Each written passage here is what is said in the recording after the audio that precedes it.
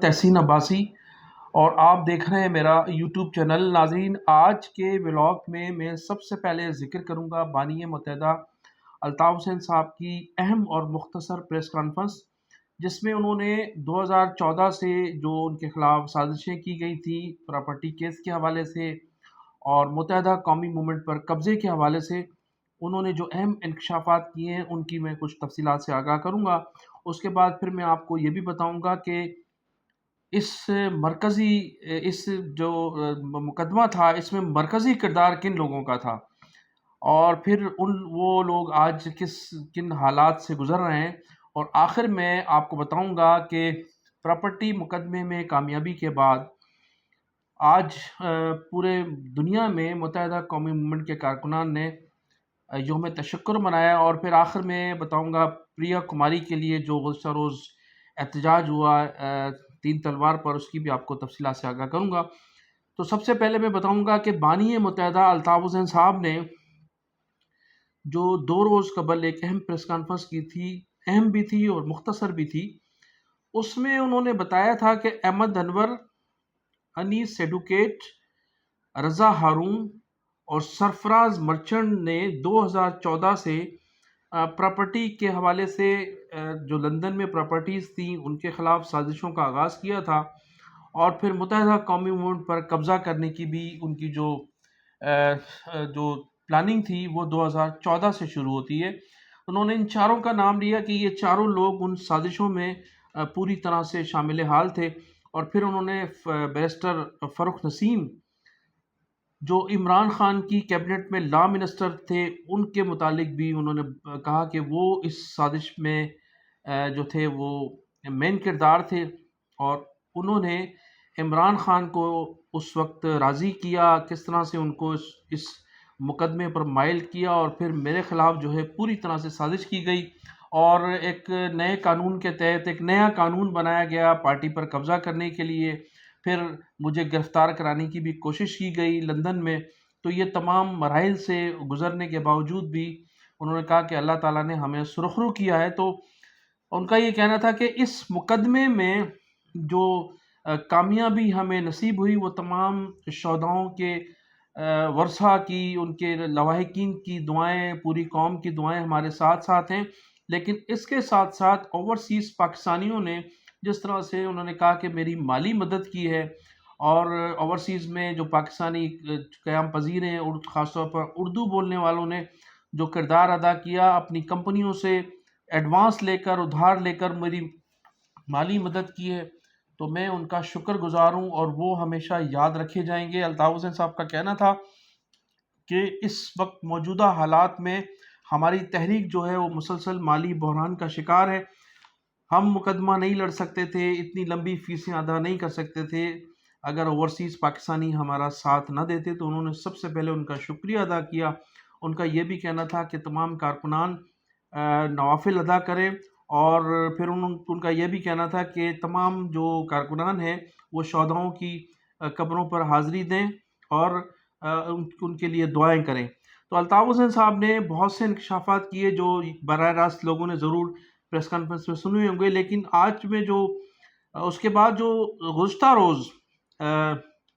رابطہ کمیٹی کی جو پریس بریفنگ تھی، اس میں جو انکشافات تھے وہ بڑے انکشافات تھے، جس میں ان کا یہ کہنا تھا، رابطہ کمیٹی کے جو ڈپٹی کنوینر تھے ان کا یہ کہنا تھا کہ اس پراپرٹی مقدمے میں جو سنگل بینچ نے بانی متحدہ الطاف حسین کے خلاف فیصلہ دیا تھا، اور پھر اس کے بعد یہ کوشش کی جا رہی تھی کہ فی الفور پراپرٹیوں پر قبضہ ادا کیا تھا۔ ناظرین، واضح رہے کہ یہ جو دونوں کردار تھے، کرنل شیر عباس اور کرنل لیاقت، یہ دونوں وہ کردار تھے جنہوں نے عمران خان کی حکومت بنانے میں بڑا کردار ادا کیا تھا 2018 میں، اور عمران خان کو لانچ کرانے میں یہ فیض حمید کے اور جنرل باجوہ صاحب کے رائٹ اور لیفٹ ہینڈ سمجھے جاتے تھے۔ تو پہلے تو اس میں بھرپور کردار ادا کیا کرنل لیاقت نے، جو بعد میں پاکستان میں کرپشن کی وجہ سے نکالے گئے، اور ان کی ان دنوں گزشتہ دنوں ایک ویڈیو بھی وائرل ہوئی تھی جو جس کے بعد جنرل عاصم منیر صاحب نے اور اس سے قبل جنرل باجوہ صاحب نے انہیں نوکری سے بھی فارغ کیا تھا، ان کو باقاعدہ اریسٹ بھی کیا گیا تھا، اور ابھی یہ بتایا جاتا ہے کہ وہ چند روز قبل پاکستان سے فرار ہونے کی بھی کوشش کر رہے تھے، لیکن چونکہ ان کا ایکسس کنٹرول لسٹ میں نام تھا، جس کی وجہ سے ان کو بھاگنے نہیں دیا گیا۔ تو کرنل لیاقت جو تھے وہ جنسی ہراسمنٹ کے ان پر مقدمات ہیں، اور وہ چونکہ ان کو ایک ٹاسک دیا گیا تھا جنرل باجوہ کی جانب سے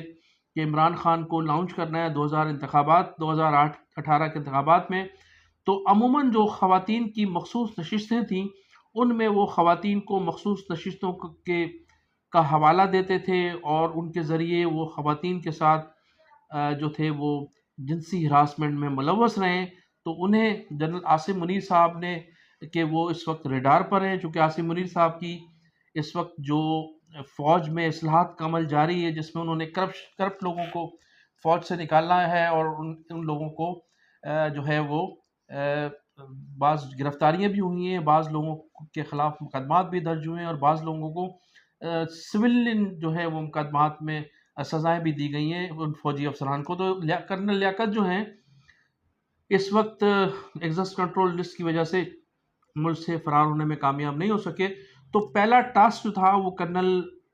لیاقت کو دیا گیا تھا، انہوں نے کئی برس تک اس میں محنت کی اور کوشش کی کہ کسی طرح سے بانی متحدہ الطاف حسین صاحب کو ان پراپرٹی سے محروم کیا جائے۔ اس کے بعد کرنل شیر عباس جو تھے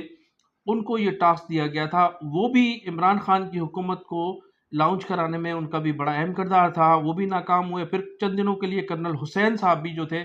وہ ان کی جو ذمہ داری تھی ان کو یہ ٹاسک دیا گیا تھا، لیکن تمام تر کوششوں کے باوجود بھی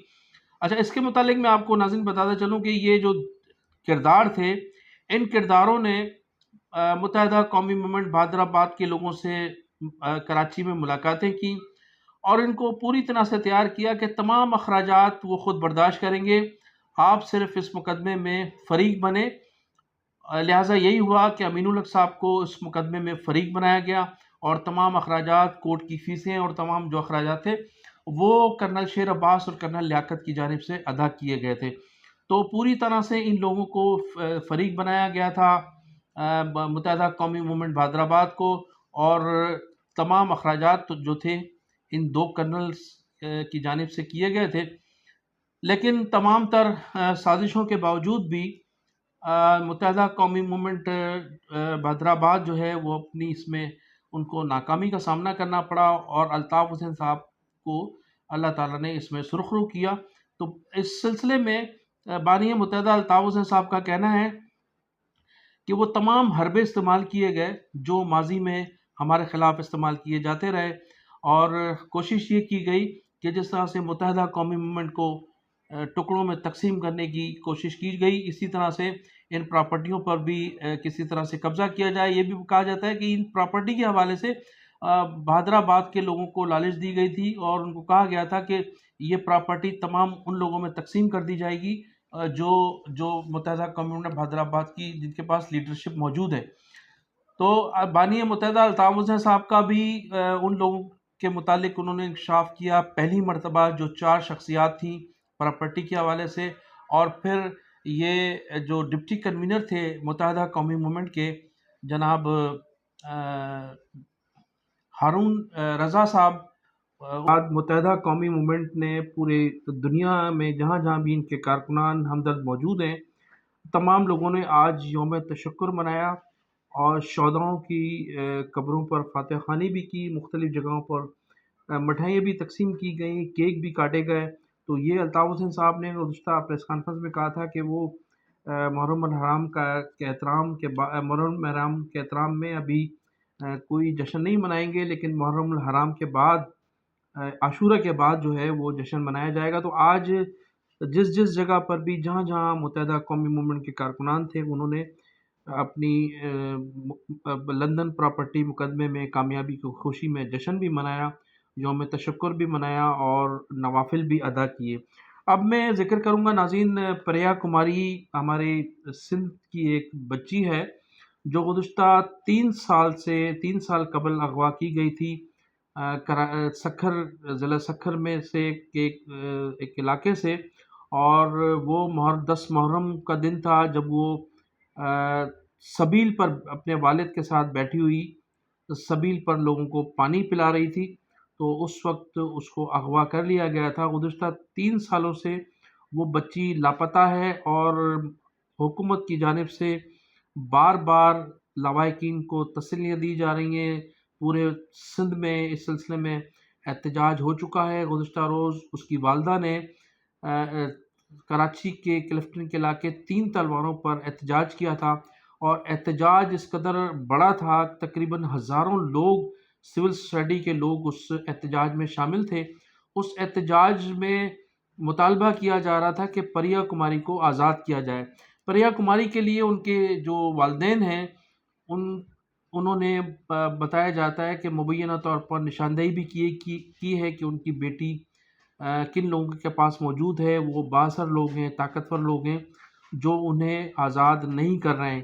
حکومت کو معلوم ہوتے ہوئے بھی پریا کماری کو ابھی تک برآمد نہیں کیا گیا ہے، لیکن یہ ضرور کہا جا رہا ہے، پولیس کی جانب سے کہا گیا ہے کہ پریا کماری زندہ، وہ بڑا بااثر ہے، اس وجہ سے اس کو گرفتار نہیں کیا جا رہا ہے۔ پریا کماری کے لیے مختلف لوگوں نے مختلف خیالات کا اظہار کیا ہے، جبکہ کل گزشتہ روز وزیر داخلہ نے